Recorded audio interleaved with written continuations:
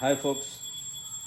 It was indeed an exciting and one of the best cricket series that I could have followed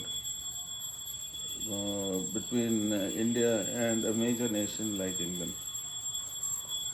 Today, Test series, which is really at the doorstep and which is kind of surviving at the doorstep of India, England, and Australia,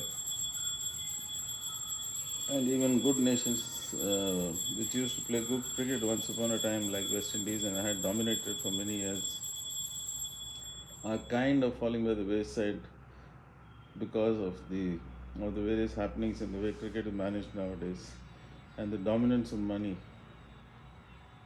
and the non-availability of resources has created such a vacuum in this great game that finally it is falling at the doorstep of these three great nations for keeping it alive. This particular series was in particular a great testament to the fact that errors and misgivings and sometimes poor cricket leads to absolutely fabulous test series on the back of some great performances. One such great performance was by two great batters in India and England, Joe Root and Shubman Gill. This is, one can say, the mature and the young together have brought test matches alive. I do not consider players of the ilk of Harry Brook and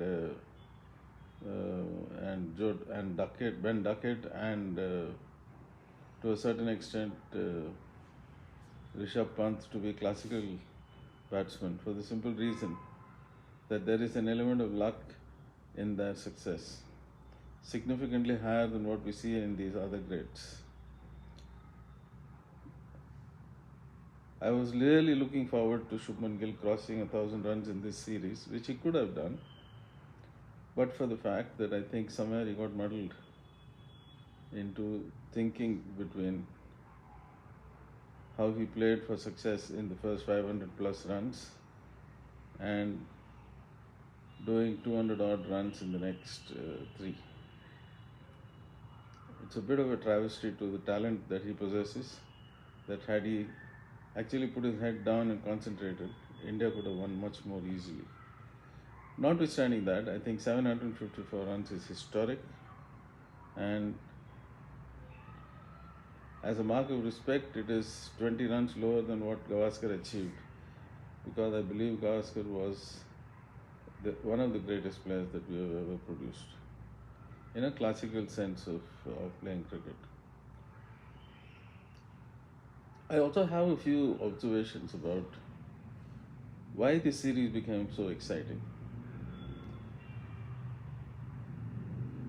There was a preponderance over Jasprit Bumrah, arguably the greatest bowler at the current time, but also, without any doubt, very injury prone and with very controlled exposure to a series.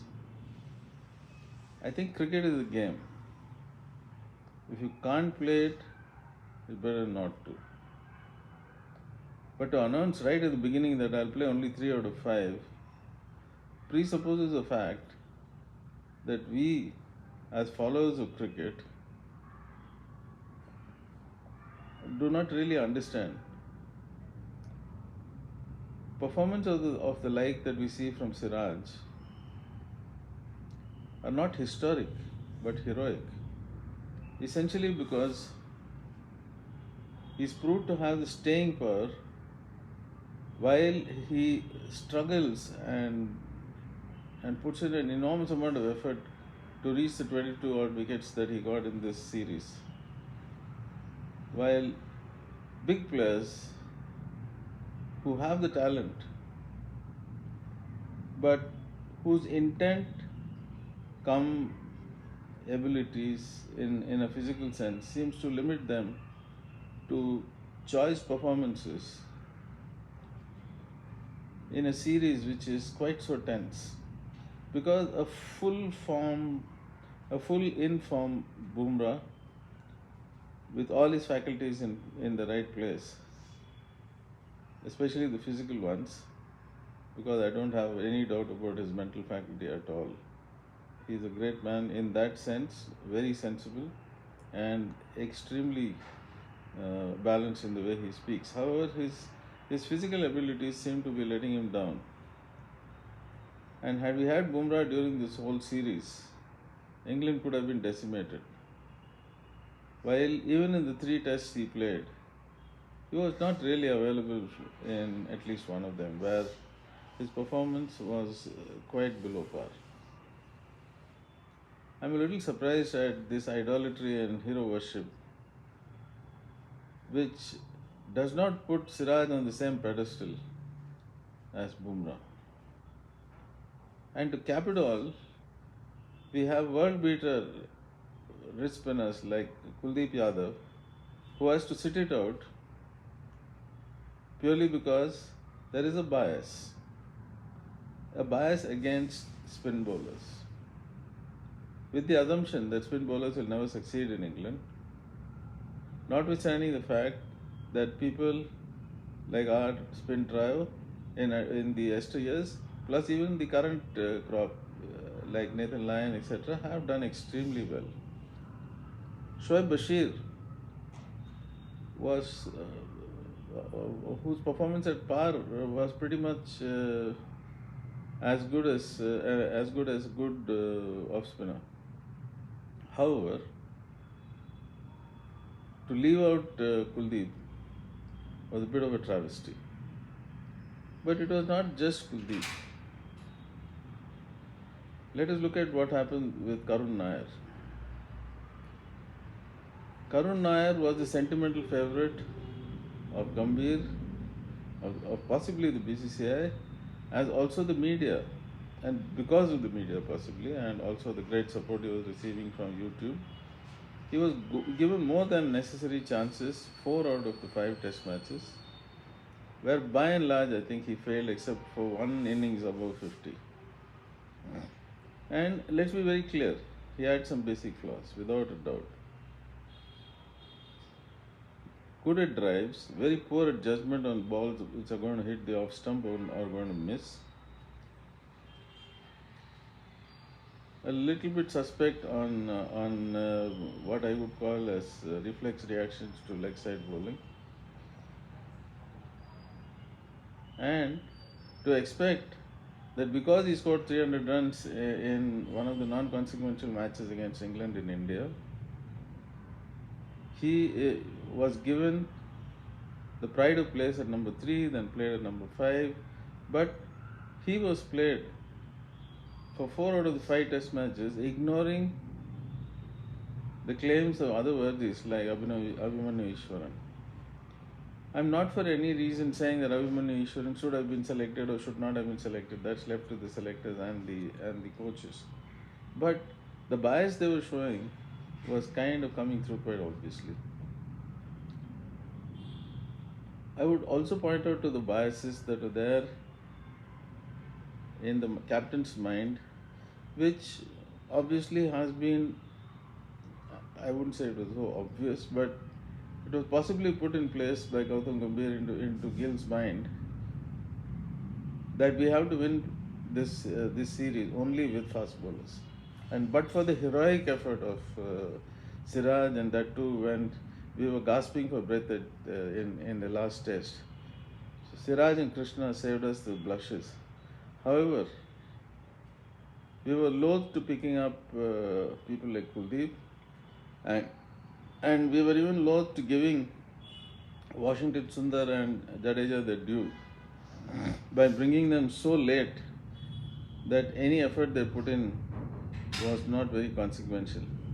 Despite that, these worthies did, I think Washington Sundar and Jadeja did get a lot of wickets during the series, but that was not good enough to convince the worthies who were running the tour.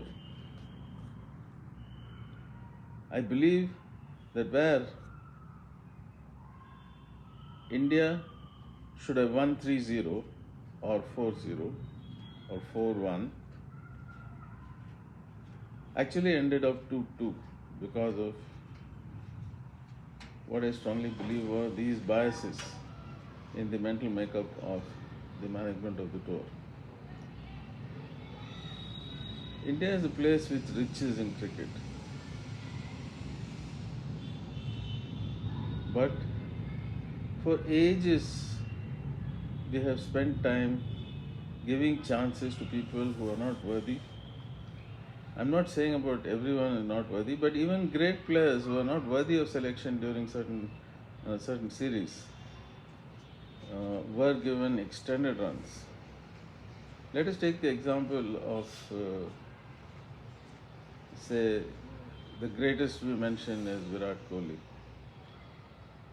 I mean, the later half of his career was full of flaws. His lunge play in the offside made him extremely vulnerable to getting out very low scores in the offside. His reluctance to actually play the ball based upon its merit, especially on the back foot in places like England and Australia, gave him very mixed results. He was a great player without any doubt, but when he was great, he was playing well. He played the balls on its merits. He didn't go by pre-assumed notions that when he goes forward, the ball has to hit his bat. Not necessary. It can take the edge, it can take his stump, or it can take his pads, and it happened just too many times. I presume this essentially had to be corrected, but instead of giving these greats a break and asking them to go back to the basics and get a few things corrected through clinics, they continue to play, thinking that if they don't play, there is no hope. This series has brought the reality to the ground that India does not have to have idolatry. We have great talent, and if there is no one player who is performing, there is another one waiting in the wings, equally competent. The second, this is a little bit of a wake-up call to Yashasvi Jaiswal, a player with great pedigree, but a person who is a little too much of gay abandon in the way he plays during test matches. He scored 2 great centuries during this series, also had a 50-plus score in a few innings. But then that does not do justice to his talent. He, in fact, against most of the major teams, is a 500 to 700 run player in a 5-test series, wherever he goes and plays. That's the kind of talent he has. He's not doing justice to it. And that comes because, as somebody in Australia put it after he went after Stark and got caught in the slips, that it is only arrogance that is going to bring this great player down. I hope he learns that cricket is a game which is based upon physical talent and mental maturity.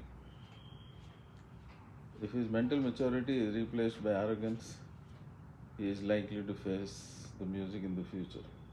There is just too much talent to put up with this even in the short term. So I think it is essential, I understand, that there is a need for giving players a reasonably long run, granted. But that reasonably long run cannot go on a painful period during which these worthies do not necessarily meet the requirement of the game. The game is much greater than any one of these players. I do believe that there was a time during our younger days when Sunil Gavaskar, when he came to bat, or when G.R. Vishwanath came to bat, gave us the confidence that there was somebody who could be relied upon, who can continue to play much longer. And you don't really have to worry about the pitch or the bowler or any such thing. The competitiveness has grown to such an extent that today's players, even as great as Yashasvi or possibly Shubman Gill,